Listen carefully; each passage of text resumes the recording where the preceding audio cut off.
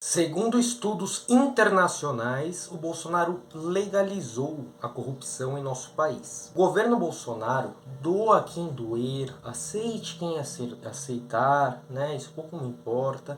O fato é que ele foi um grande fracasso, um gigantesco fracasso no que diz respeito ao combate à corrupção, sendo essa uma das principais bandeiras levantadas por ele em seu período eleitoral lá em 2018, até em 2022 agora, mas ninguém mais caiu. Esses fatores eles são calculados pelo Índice de Percepção de Corrupção, o IPC, que é feito pela Transparência Internacional. Esses fatores são calculados pela Transparência Internacional através do Índice de Percepção da Corrupção, que também é conhecido como a sigla IPC. Hoje nós vamos falar desse assunto super importante, imprescindível para dizer a verdade, mas antes pausa o vídeo, vai aqui embaixo, clica no botãozinho inscrever-se para ajudar aí o vídeo, o canal em si a subir. Porque nós precisamos apoiar não só aqui, mas todos os canais progressistas para que seja possível a gente elaborar respostas à altura, né?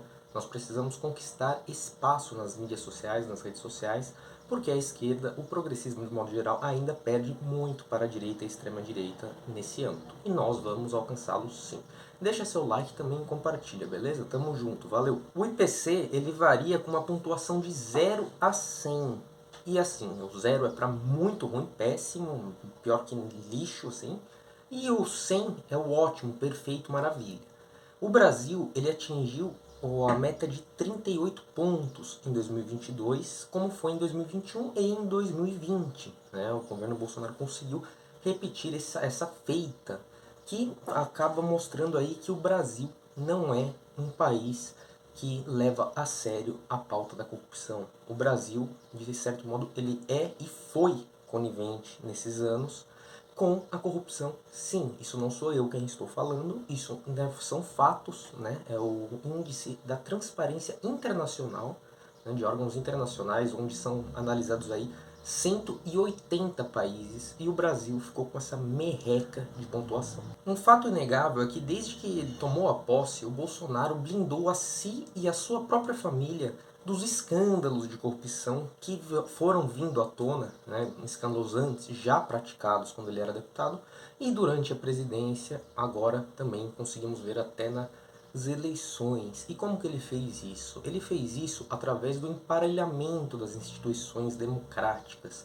Ele atacou a democracia, ele emparelhou totalmente as instituições, os órgãos de uma democracia, e assim, ele interferiu na Polícia Federal, interferiu no Ministério Público, interferiu em certas partes do Judiciário, graças a Deus não conseguiu interferir em sua complexidade, em sua integralidade, e ele também interferiu em diversos outros órgãos importantes, basilares, né, de uma investigação transparente, de um devido processo legal, por assim dizer. E outras características aí do Bolsonaro eram, né, a extinção aí da transparência, ele fazia de tudo para acabar com a transparência pública.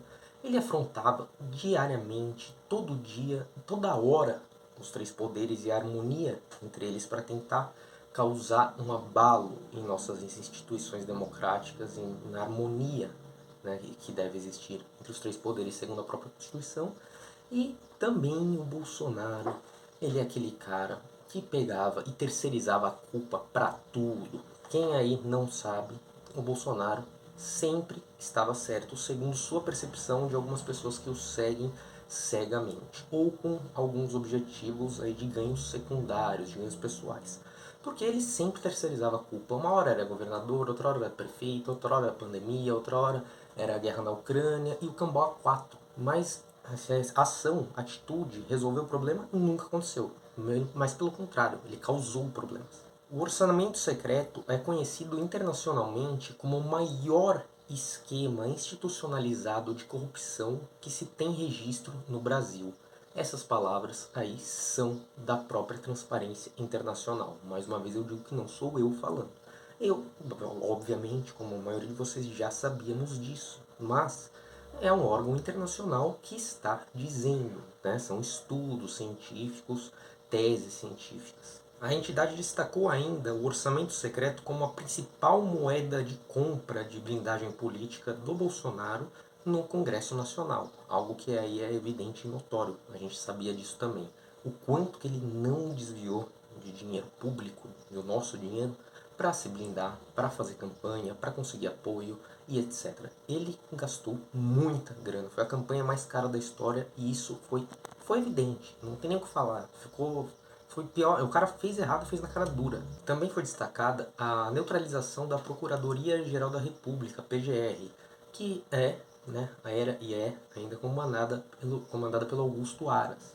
Ele, sim, se ficou inerte diante dos diversos crimes cometidos por Bolsonaro e membros do seu governo, né, representantes do seu governo também, e mesmo assim ele ficou quieto lá. Ele não fez nada, ele fingiu que não era com ele. Ele não cumpriu o seu dever. O principal dever do Ministério Público é ir lá e provocar a jurisdição, ir lá e provocar o juiz. No caso, o Ministério Público, ele tem essa prerrogativa de fazer com que o Poder Judiciário possa agir. O Poder Judiciário não pode agir do nada. Falar, agora eu vou condenar esse cara porque eu vi ele fazendo coisa errada. Não pode. Não pode. O Ministério Público tem que levar ao Judiciário, para o Judiciário imparcialmente julgar. Entendeu? Então, se você faz o que ele fez, né, deixa o Procurador-Geral da República na palma da sua mão, você já tem aí 80% do jogo ganho, porque não tem como passar nada para o Judiciário. Nada assim, praticamente nada. Porque tem algumas hipóteses sim, inclusive que foram, até segundo o próprio portal Transparência, né, ou segundo a própria Transparência Internacional, mas é algo que eu sempre digo aqui, né, a desgraça ela foi segurada sim pelo Poder Judiciário. Se a gente tem que dar graças a Deus de ter o Poder Judiciário do Brasil como nós tivemos nestes anos. Porque se não fosse o Poder Judiciário, nós estaríamos ferrados, lascados literalmente, literalmente. Pior do que a gente imagina ainda, hein? Alguns exemplos da omissão praticada pelo Augusto Aras e pela PGR são todas aquelas denúncias, todos aqueles crimes apurados e demonstrados pela CPI da Covid, incluindo aí crimes contra a humanidade, até, né, a prática de crime contra a humanidade, e também crimes aí inerentes à prática de corrupção, que nós vimos um monte, né, caso de rachadinhas aí do próprio Bolsonaro, a gente viu aí propina com vacina, a gente viu uma porrada, uma paulada de coisa, afronta ao Estado Democrático de Direito. O Bolsonaro, você vê lá o título dos crimes contra o Estado Democrático de Direito, que é a lei que veio substituir a antiga Lei de Segurança Nacional, glória a Deus, como diria o Cabo Daciolo. Ela veio e formou o título do Código Penal, que é o dos crimes contra o Estado Democrático de Direito.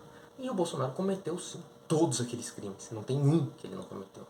Tá? Ele cometeu tudo aquilo lá. E agora, recentemente, aí nós podemos, quem sabe, imputar a ele aí a prática de genocídio. Na minha opinião, está mais do que claro. Mas, fazer o quê? Vamos aguardar aí e ver como as autoridades irão reagir.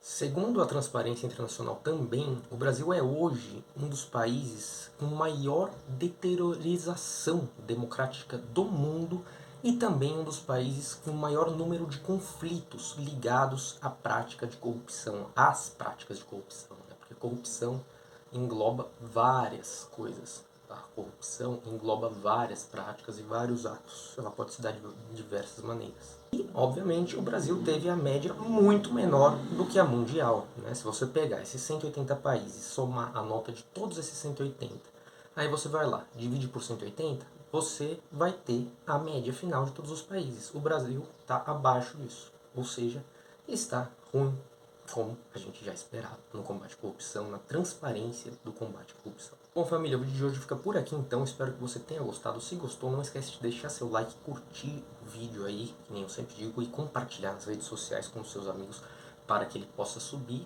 E mais importante ainda, pausa o vídeo, desce aqui embaixo, clica no botãozinho inscrever-se, ativa o sininho que é de graça, não custa nada e é o único jeito de você ajudar o progressismo a evoluir no seu país, a nos dar voz, porque é cansativo, é difícil estar fazendo vídeo direto, é difícil estar gravando e editando direto, postando conteúdo, atualizando conteúdo. E mesmo assim, a gente está aqui e precisamos, né, crescer toda essa base progressista, todos os canais progressistas. Beleza? Forte abraço, tamo junto e até a próxima.